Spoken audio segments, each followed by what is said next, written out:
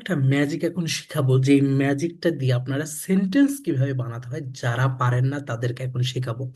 আপনারা writing task ওয়ানের মধ্যে বার চার্ট যেটা থাকে অথবা পাই চার্ট, এই সেন্টেন্স স্ট্রাকচার দিয়ে বার চার্ট, পাই চার্ট, তারপরে টেবল এবং লাইন চার্ট সবগুলাতেই কিন্তু মেক করতে পারবেন।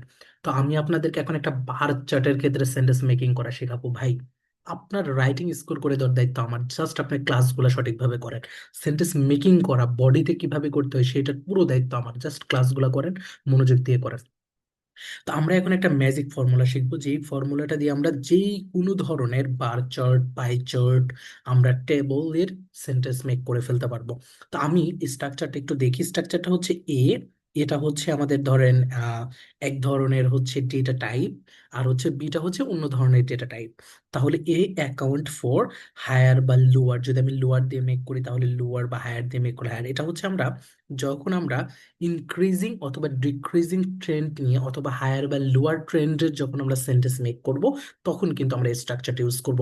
এইরকম টোটাল 7টা স্ট্রাকচার আছে, যে 7টা স্ট্রাকচার যদি কোনো স্টুডেন্ট ইউজ করতে পারে, এমন কোনো বার চার্ট নাই যেটা পরীক্ষায় আসলে, এমন কোনো পাইসেট নাই যেটা পরীক্ষায় আসলে, এমন কোনো টেবল নাই যেটা পরীক্ষায় আসলে, এবং এমন কোনো আমাদের লাইন গ্রাফ নাই যেটা পরীক্ষায় আসলে সে লিখে আসতে পারবে না, এবং সে ব্যান্ড 8+ নিয়ে আসতে পারবে স্কোর।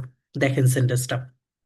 তাহলে এই প্যাটার্নটা দিয়ে এবং কোনো ধরনের আপনার কোনো গ্রামার মিস্টেক হওয়ার কোনো চান্সেসই নাই, এবং পুরো কম্পেয়ার করতে পারবেন, ডেটা ভালো মতো ইউজ করে আসতে পারবেন। তাহলে এটের পরে আমাদের X% ইউজ করবে এবং Y% ইউজ করে লাস্ট হচ্ছে আমরা ইয়ারটা যদি আমরা দিয়ে দিব, না দিলে নাই, ওটা কোনো ব্যাপার না। তো এখন কাজ হচ্ছে, এটা হচ্ছে আমাদের এই, আমরা যদি এইটা দিয়ে লিখি, ধরেন এইটা দিয়ে, তো এইখানে দেখা যাচ্ছে মেল আর ফিমেল আছে, তো দুইজনের মধ্যে আমরা কম্পেয়ার করব। আমরা যদি হায়ার নিয়ে আসলে লিখি, তাহলে যেটা করতে হবে, এইখানে বেশি আছে কি, এখানে মেলটা বেশি আছে, তাহলে মেল হবে আমার এ হবে আমাদের মেল, আর বি হবে আমাদের হচ্ছে কি এখানে ফিমেল। আর যদি আমি এখানে লিখি, আমরা হায়ার না নিয়ে এটা লোয়ার দিয়ে লিখতাম, তাহলে এ হতো আমাদের কি, এই ফিমেল, এবং বি হতো আমাদের কি, মেল।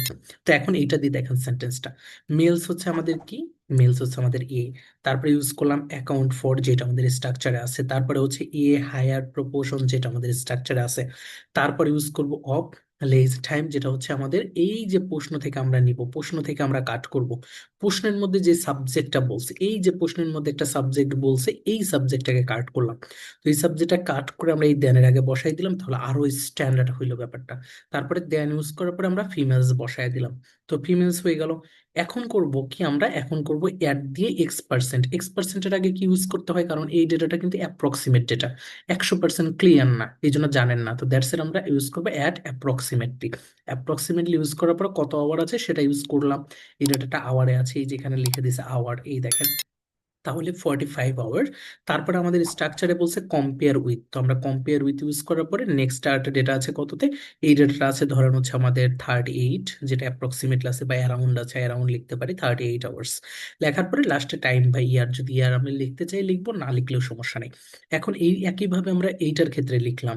এখন এইটার ক্ষেত্রেও এই সেম স্ট্রাকচার ইউজ করতে পারবো, এটার ক্ষেত্রেও পারবো, ঠিক আছে, কিন্তু পরীক্ষায় সবগুলাতেই একটা স্ট্রাকচার ইউজ করে লেখার দরকার নেই। আমরা এরকম 7টা স্ট্রাকচার শেখাবো, যেটা দিয়ে এমন কোনো লাইন চট নেই, এমন কোনো পাই চট নেই যেটা আপনি লিখে আসতে পারবেন এবং হাই ব্যান্ড মানে ব্যান্ড 8+ নিয়ে আসতে পারবেন না। জাস্ট কি করবেন ভাই, সেন্টেন্সের ভুল হবে না, গ্রামার ভুল হবে না। যারা এতদিন ভুল করে আসছেন গ্রামার, তারাও কোনো গ্রামার ভুল করবে না ভাই, প্যাটার্নটা শেখার পরে।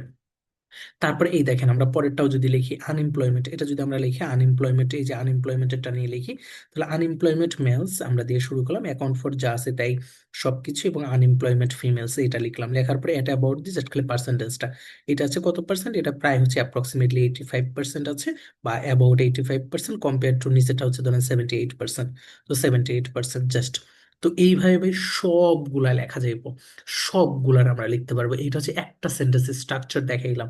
এখন আরো আপনাদের এরকম ভাবে প্রতিটা ভিডিওতে আমি একটা করে সেন্টেন্স স্ট্রাকচার গুলা দিয়ে আপনাদেরকে লেখা শেখাবো, লেখা দেখাবো, যে সেন্টেন্স লেখার প্যাটার্ন।